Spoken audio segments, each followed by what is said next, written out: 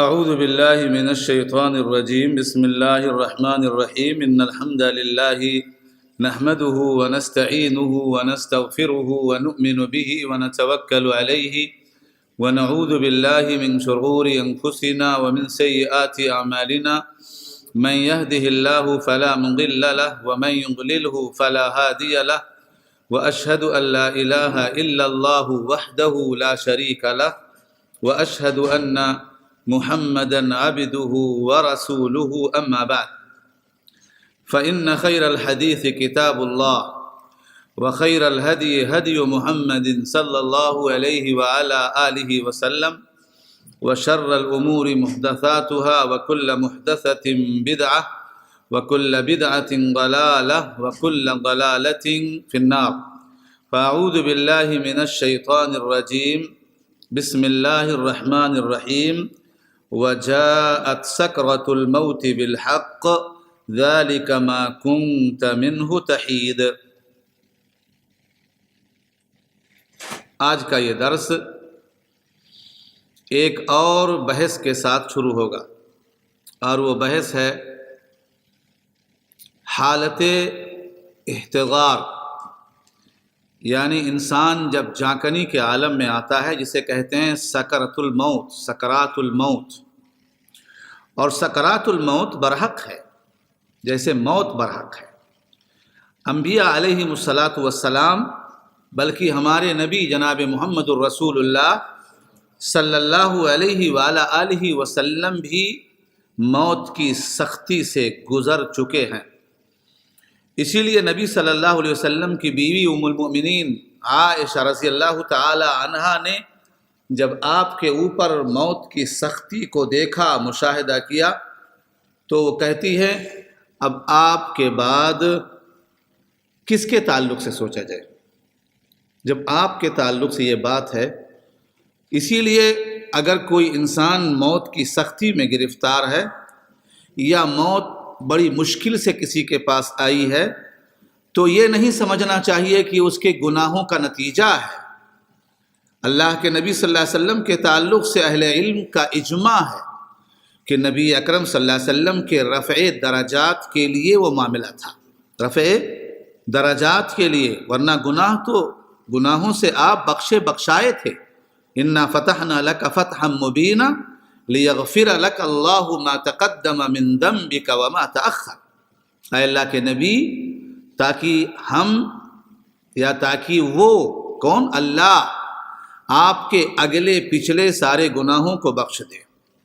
اور یہ خصوصیت اللہ کے نبی صلی اللہ علیہ وسلم کی انبیاؤں کے درمیان سے، سارے انبیاؤں کے درمیان ایک عظیم خصوصیت ہے کہ دنیا میں کسی کو بھی اس تعلق سے آگاہ نہیں کیا گیا سوائے ہمارے نبی جناب محمد الرسول اللہ صلی اللہ علیہ وآلہ آلہ وسلم کے۔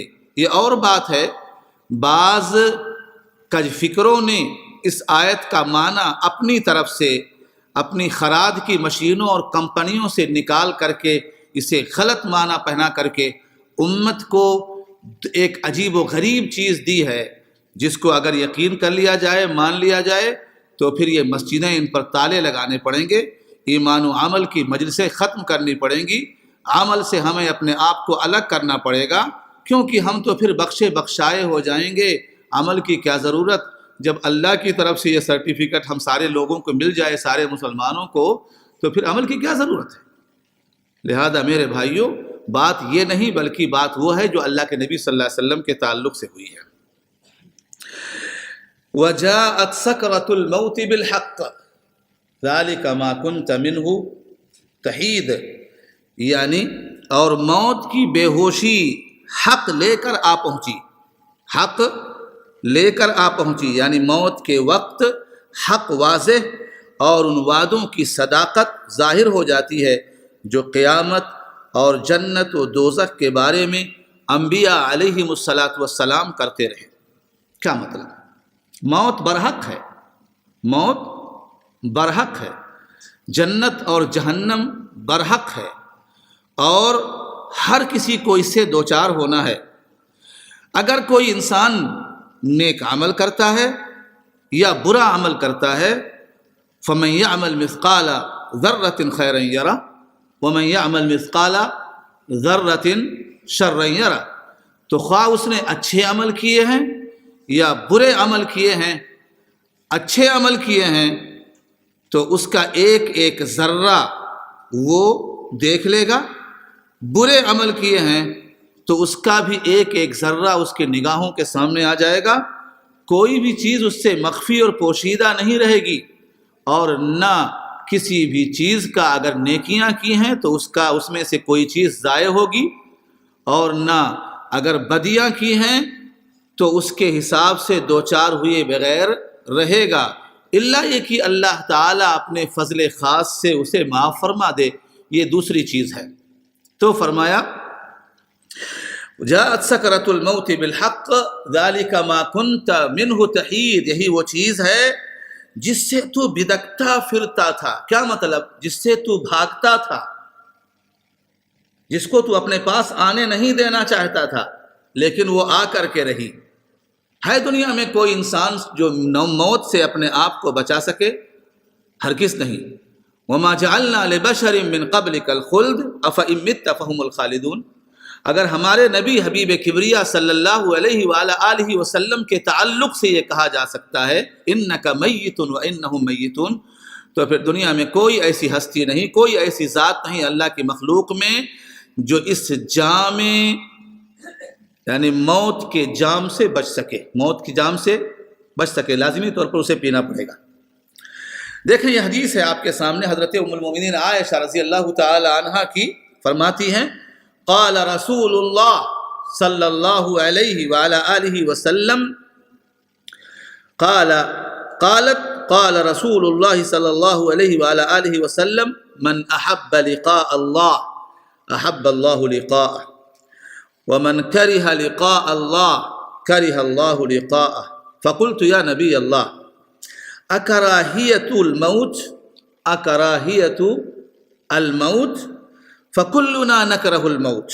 فقال ليس كذلك ولكن المؤمن إذا بشر برحمة الله ورضوانه وجنته أحب لقاء الله فأحب الله لقاءه، وإن الكافر إذا بشر بعذاب الله وسخطه كره لقاء الله فكره الله لقاءه. رواه مسلم. ام المؤمنین رضی اللہ تعالی عنہا فرماتی ہیں، کہتی ہیں کہ نبی صلی اللہ علیہ وسلم نے فرمایا، کیا فرمایا؟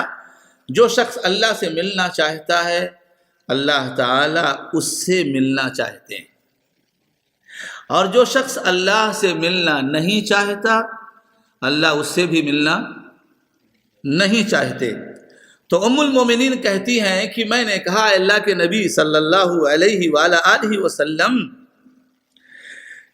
یا رسول اللہ، موت کو تو ہم سب ناپسند کرتے ہیں، یعنی موت کسی کی بھی پسندیدہ چیز نہیں ہے، ہم سب ناپسند کرتے ہیں موت کو. تو اللہ کے نبی صلی اللہ علیہ وسلم نے کہا عائشہ یہ بات نہیں ہے، میرا مطلب یہ نہیں ہے، بلکہ جب مومن کا آخری وقت ہوتا ہے، مومن کا آخری وقت ہوتا ہے، جانکنی کے عالم میں آتا ہے، سکرات کی سختی اس کے اوپر طاری ہوتی ہے، تو اس کو اللہ کی رحمت، رضامندی اور جنت کی خوشخبری دے جاتی ہے. تو وہ اللہ سے ملنا چاہتا ہے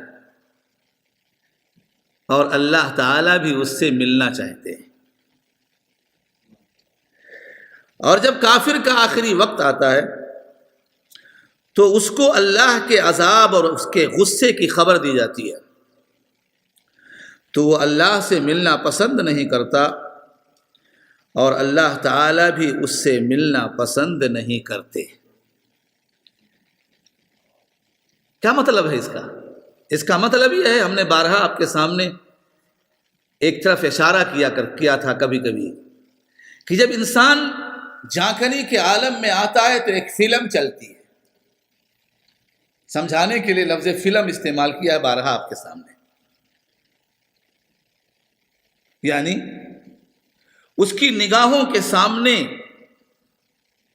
اگر نیک ہے تو خوبصورت فرشتے، انتہائی خوبصورت فرشتے، جیسے کہ سورج، چمکتے ہوئے سورج، وہ اس کے پاس آتے ہیں. اور میں اس انداز پر نہ بتا کر کے میں حدیث کی طرف اشارہ کروں. براء ابن عازب رضی اللہ تعالی عنہ کا بیان ہے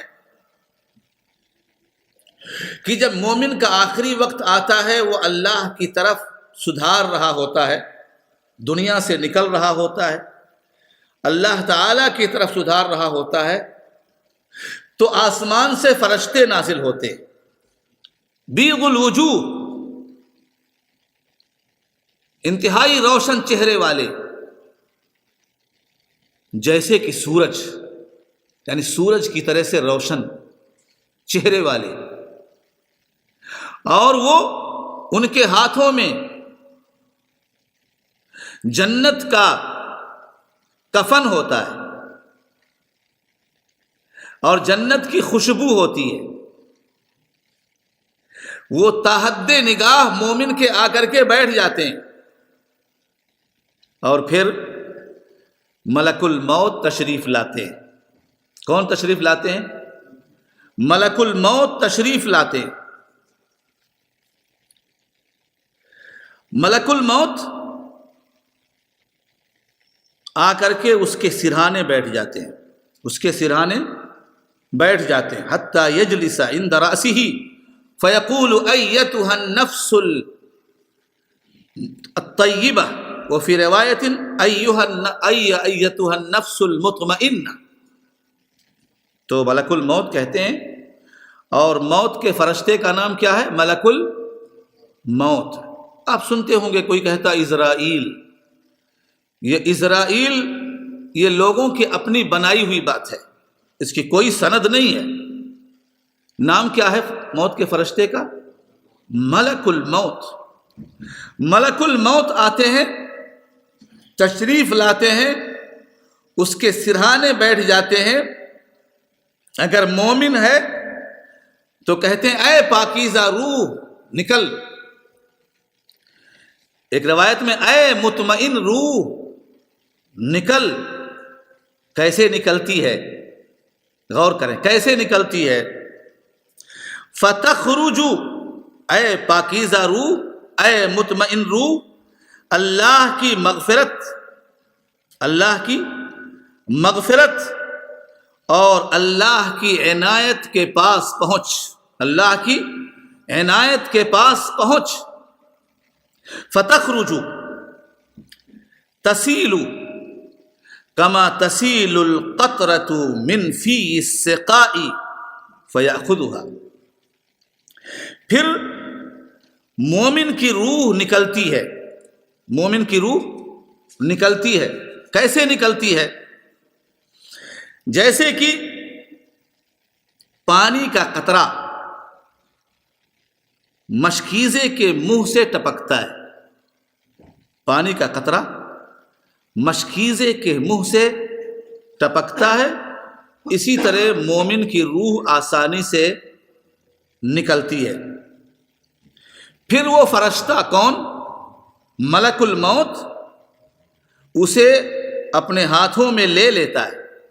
ایک روایت میں ہے جب وہ روح نکل جاتی ہے تو زمین و آسمان کے درمیانی فرشتے، درمیان ہر فرشتہ اس کے حق میں دعائے خیر کرتا ہے، اس کے حق میں دعائے خیر کرتا ہے، اور آسمان کا ہر فرشتہ اس کے حق میں دعائے خیر کرتا ہے. اور اس کے استقبال کے لیے آسمان کے سارے دروازے کھول دیے جاتے ہیں، اور تمام دروازوں کے نگراں اللہ تعالیٰ سے التجا کرتے ہیں اے ہمارے پاس اسے، اے اللہ اسے ہمارے پاس سے گزارا جائے. آسمان کے سارے دروازوں کے نگراں اللہ کی جناب میں درخواست کرتے ہیں اے اللہ اسے ہمارے پاس سے گزارا جائے، اسے ہمارے پاس سے گزارا جائے. جب ملک الموت پہلے آیا نا، نکلتی ہے تو ملک الموت لے لیتا ہے. کون؟ ملک الموت. ملک الموت جیسے ہی لیتا ہے، وہ فرشتے جو کفن لے کر کے آئے تھے جنت کا، خوشبو لے کر کے آئے تھے جنت کی، وہ لمحہ ایک پلک جھپکنے سے پہلے اس کے ہاتھوں سے لے لیتے ہیں اور اس کفن کے اندر، خوشبودار کفن کے اندر، اور خوشبو میں اسے رکھ دیتے ہیں، خوشبو میں اسے رکھ دیتے ہیں۔ پھر وہ فرشتے اسے جنتی کفن اور خوشبو میں رکھ لیتے ہیں، اس سے دنیا کی جو سب سے بہترین خوشبو ہو سکتی ہے یا ہے، اس کی طرح سے خوشبو اس سے نکلتی ہے، خوشبو اس سے نکلتی ہے جو خوشبو لے کر کے آتے ہیں۔ پھر جب فرشتے اسے لے کر اوپر چڑھتے ہیں تو فرشتوں کی جس جماعت کے پاس سے بھی گزرتے ہیں وہ دریافت کرتے ہیں یہ کس کی اتنی پاکیزہ روح ہے، یہ کس کی اتنی پاکیزہ روح ہے؟ جواب میں فرشتے کہتے ہیں یہ فلاں ابن فلاں ہے، دنیا میں اس کا جو سب سے اچھا اور پسندیدہ نام ہوتا ہے اس نام سے اس کو پکارتے ہیں اور کہتے ہیں یہ فلاں ابن فلاں ہے۔ اس طرح وہ فرشتے اسے لے کر آسمان دنیا تک پہنچتے ہیں۔ دروازے سارے کھولے جا چکے ہیں آسمان کے، جی سارے دروازے کھولے جا چکے ہیں۔ وہ سمائے دنیا جو آسمان ہمیں نگاہوں میں ہمارے آ رہا ہے، جو مزین ہے تاروں سے، جی وہاں تک پہنچتے ہیں اور وہاں پہنچتے ہیں تو اس آسمان پر موجود فرشتے اس کی مشایعت کرتے ہیں اور اسے لے کر کے دوسرے آسمان تک جاتے ہیں، اس کے ساتھ ساتھ چل کر کے، وہاں کے مقرب ترین فرشتے اس آسمان پر جو ہیں۔ اسی طریقے سے ساتوں آسمانوں تک اسے اعزاز اور اکرام کے ساتھ لے جایا جاتا ہے۔ پھر جب الوداع کہتے ہوئے وہ 7ویں آسمان تک پہنچا دیتے ہیں تو اللہ تعالی کی طرف سے ندا آتی ہے کہ میرے بندے کا نامہ اعمال مقرب یا بلند پایا لوگوں کے دفتر میں رکھ دو، میرے بندے کا نامہ اعمال بلند پایا لوگوں کے دفتر میں رکھ دو اور اسے زمین تک پہنچا دو، زمین تک پہنچا دو۔ میں نے وعدہ کیا تھا کہ میں ان کو اسی زمین سے پیدا کیا ہے، میں نے ان کو اسی زمین سے پیدا کیا ہے، اسی میں واپس کروں گا اور اسی سے ان کو دوبارہ اٹھاؤں گا، اور پھر اسے زمین میں واپس کر دیا جاتا ہے، واپس کر دیا جاتا ہے۔ اللہ تعالی ہمیں ان لوگوں میں سے بنائے۔ اور اگر مومن کے بجائے کافر کی روح ہوتی ہے، حدیث لمبی ہے، تو پھر اور وہ آخرت کو دنیا سے اپنا تعلق کاٹ رہا ہوتا ہے، آخرت کو سدھار رہا ہوتا ہے، تو اس کے پاس فرشتے نازل ہوتے ہیں، اس کے پاس فرشتے نازل ہوتے ہیں جو انتہائی سخت اور طاقتور ہوتے ہیں، اور ان کے چہرے کالے ہوتے، سود الوجوہ، ان کے چہرے کالے ہوتے ہیں، اور ان کے ساتھ جہنمی ٹاٹ ہوتا ہے، جہنمی ٹاٹ ہوتا ہے، انتہائی بدبودار ٹاٹ، جہنمی ٹاٹ ہوتا ہے۔ اور پھر فرشتہ ملک الموت تشریف لاتا ہے، حاضر ہوتے ہیں ملک الموت، اس کے سرہانے آ کر کے بیٹھتے ہیں اور کہتے ہیں اے خبیث روح، اللہ کی ناراضگی اور غصے کے پاس پہنچ، اللہ کی ناراضگی اور غصے کے پاس پہنچ۔ پھر وہ روح اس کے جسم میں بھاگتی پھرتی ہے، وہ نکلنا نہیں چاہتی۔ فرشتہ ملک الموت جسم میں داخل ہو جاتا ہے اور جسم میں داخل ہو کر انتہائی سختی کے ساتھ روح کو نکالتے ہیں۔ جیسے گوشت کی نوکدار سیخ بھیگی اون سے نکالی جائے، بھیگی اون سے نکالی جائے، اس کی وجہ سے رگیں اور پٹھے پھٹ جاتے ہیں، رگیں اور پٹھے پھٹ جاتے ہیں۔ زمین اور آسمان کے درمیان اور آسمان کا ہر فرشتہ اس پر لعنت بھیجتا ہے، آسمان کے سارے دروازے بند کر دیے جاتے ہیں۔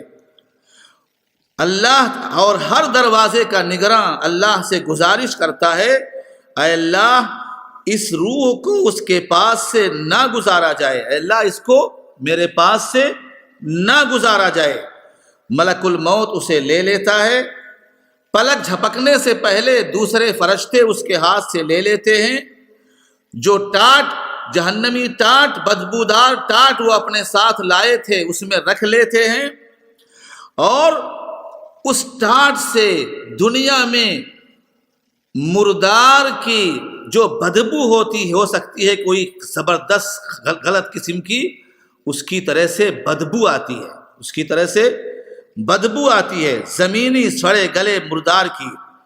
فرشتے اس روح کو لے کر اوپر جاتے ہیں، اور فرشتوں کی جاتے ہوئے جس جماعت سے بھی ان کا گزر ہوتا ہے وہ پوچھتے ہیں یہ کس خبیث کی روح ہے؟ فرشتے اس کا بدترین قسم کا دنیاوی نام لے کر بتاتے ہیں کہ یہ فلاں ابن فلاں ہے۔ اس طرح وہ آسمان دنیا تک پہنچ جاتے ہیں۔ جب اس کی خاطر دروازے کو کھولنے کی درخواست کرتے ہیں تو دروازہ کھولا نہیں جاتا۔ یہ بتاتے ہوئے اللہ کے نبی صلی اللہ علیہ وسلم نے قرآن کریم کی آیت پڑھی، لا تفتح لهم ابواب السماء ولا يدخلون الجنہ حتی یلج الجمل فی سم الخیاط۔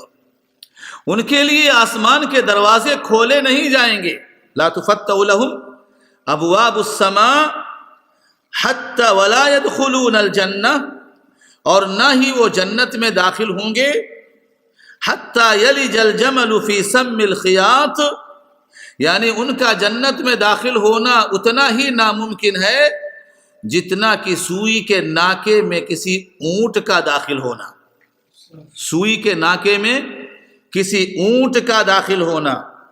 پھر اللہ کی طرف سے ندا آتی ہے، اکتبوا کتابہ فی سجین فی الارض السفلی، میرے بندے کے نام اعمال کو قید خانے کے دفتر میں رکھ دو، قید خانے کے دفتر میں رکھ دو۔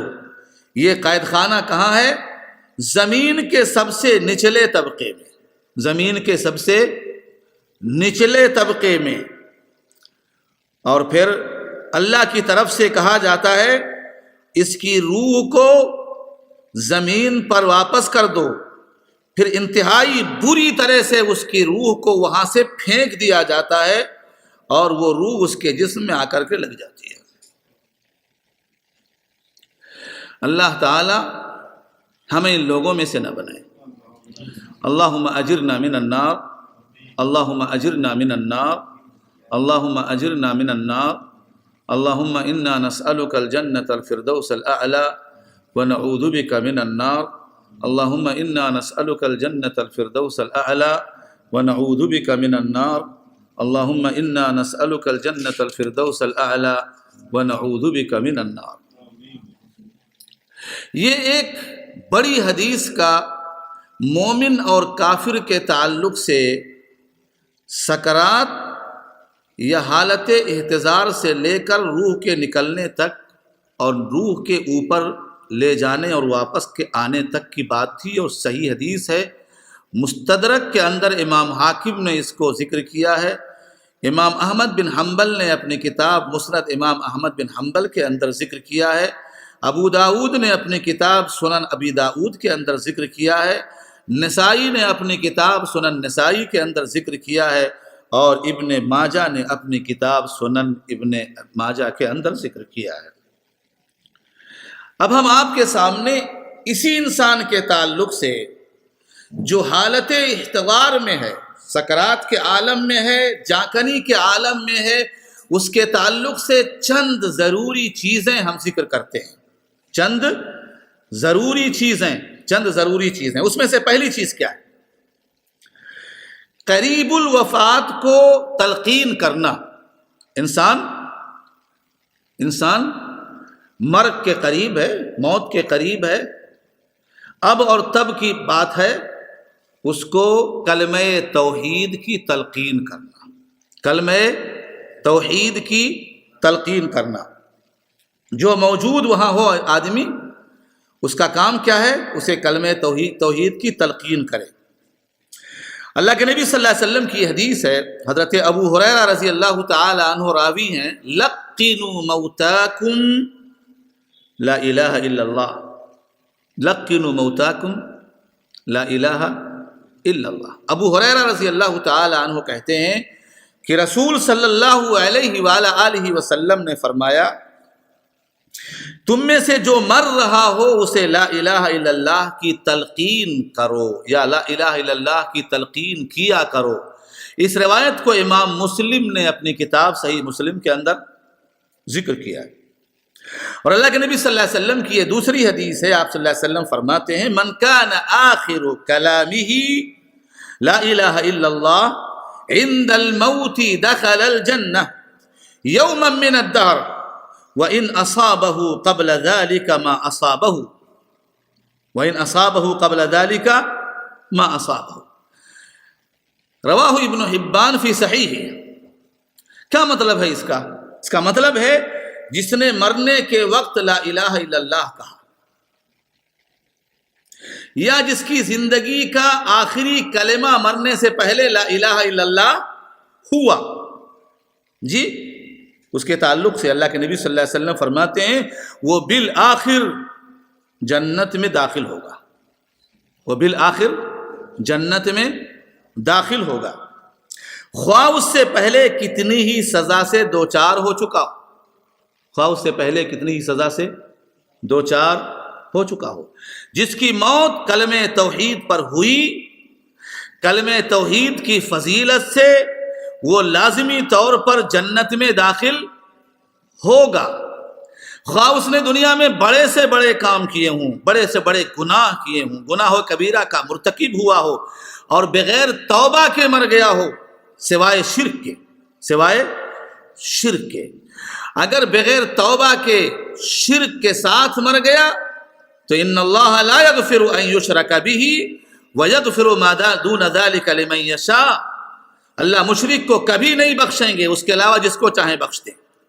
لیکن اگر شرک کے ساتھ نہیں مرا، توحید کے ساتھ مرا ہے، شرک کے علاوہ دوسرے بہت سارے گناہ کبیرہ کیے لیکن توبے کی توفیق نہیں ہوئی، اللہ تعالیٰ کا منشا ایسا ہوا کہ اس نے ان کو معاف بھی نہیں کیا اور مر گیا، وہ اللہ تعالیٰ نے اسے معافی نہیں دی، اپنے سزاؤں، اپنے کیے کی سزا پانے کے لیے جہنم میں داخل کیا گیا، چاہے اتنی سزا مل گئی ہو کہ جل کر کے کوئلہ ہو چکا ہو، لیکن سزا جیسے ہی مکمل ہوگی، توحید کی برکت سے اللہ کے حکم سے وہ جہنم سے نکالا جائے گا، جنت میں داخل کیا جائے گا. بالآخر جنت میں ضرور داخل ہوگا، بالآخر جنت میں وہ داخل ہوگا، چاہے اس سے پہلے کتنی ہی سزا سے دوچار ہو چکا ہو، کتنی سزا سے دوچار ہو چکا. دوسری چیز، مرنے والے کے حق میں دعا کرنا چاہیے، دعائے خیر کرنا چاہیے. جی جو وہاں موجود ہیں ان کو چاہیے کہ اس کے حق میں دعا کریں، وہ دعاؤں کا مستحق ہے، سختی کے عالم میں ہے، مشکل گھڑی میں ہے، جی اس کے لیے دعا کریں. اللہ کے نبی صلی اللہ علیہ وسلم کی حدیث سنیں اور اس کے پاس صرف اچھی بات کرنی چاہیے، اس کے پاس صرف اچھی بات کرنی چاہیے، دنیا داری کی باتیں، ادھر ادھر کی باتیں نہیں. آدمی جاکنی کے عالم میں ہے، وہاں جو موجود ہوں خیر کی باتیں، اچھی باتیں، اور اس کے لیے دعائے خیر کریں. ٹھیک ہے؟ نبی صلی اللہ علیہ وسلم کی حدیث آپ سنیں. نبی صلی اللہ علیہ وسلم فرماتے ہیں اذا حضرتم المریض او المیت، اذا حضرتم المریض او المیت فقولوا خیرا فإن الملائکۃ یؤمنون علی ما تقولون، رواہ مسلم۔ اللہ کے نبی صلی اللہ علیہ وسلم نے فرمایا جب تم میں سے کوئی کسی مریض یا مرنے والے کے پاس ہو، جب تم کسی مریض یا مرنے والے کے پاس ہو تو صرف اچھی بات کہو، صرف اچھی بات کہو، کیونکہ فرشتے تمہاری بات پر آمین کہتے ہیں، تمہاری بات پر فرشتے آمین کہتے ہیں، لہذا وہاں موجود لوگ صرف اور صرف اچھی بات کہیں۔ تیسری چیز، جس تلقین کی بات آپ نے سنی ہے کہ مرنے والے انسان کو کلمہ توحید کی تلقین کرے جو موجود ہے، اس تلقین سے مراد صرف کلمہ توحید کو پڑھ کر سنانا نہیں، بلکہ اس سے کہا جائے کہ وہ بھی پڑھے۔ اس قضیے میں بعض اہل علم نے اختلاف کیا ہے۔ بعض لوگ کہتے ہیں کہ اس کے سامنے اتنی آواز سے پڑھا جائے کہ اس کے کان میں آواز جائے، لا الہ الا اللہ لا الہ الا اللہ، اتنی آواز سے کہ اس کے کان میں آواز جائے، وہ سنے۔ اس کو یہ نہ کہا جائے کہ پڑھ، بلکہ پڑھا جائے اتنی آواز سے کہ وہ سن سکے۔ لیکن راجح یہ ہے کہ اس کو کہا جائے کہ اے میرے بھائی کلمہ توحید یعنی لا الہ الا اللہ پڑھ لا الہ الا اللہ، اور جب وہ ایک بار پڑھ لے پھر دوبارہ کہنے کی کوئی ضرورت نہیں، دوبارہ کہنے کی کوئی ضرورت نہیں، الا یہ کہ وہ افاقہ پا جائے تھوڑی دیر کے لیے اور کوئی دوسری بات ہو جائے، کچھ دوسری باتیں ہو جائیں تو پھر اس کو دہرایا جائے گا، اور اگر ایسا نہیں ہے تو ایک بار پڑھ لیا، اب اس کو آرام سے لیٹے رہنے دو، پریشان کرنے کی ضرورت نہیں ہے، ٹھیک ہے؟ ایک بار اس نے کہہ لیا، اب اس پر خاموشی اختیار، ہاں اپنی طرف سے اس کے لیے دعا کرو خاموشی کے ساتھ، لیکن اس کو اب نہ چھیڑو، اس کو اب نہ چھیڑو، کہا جائے اس سے، اس کے لیے دلیل کیا ہے؟ کیوں ہم نے کہا کہ راجح یہ ہے؟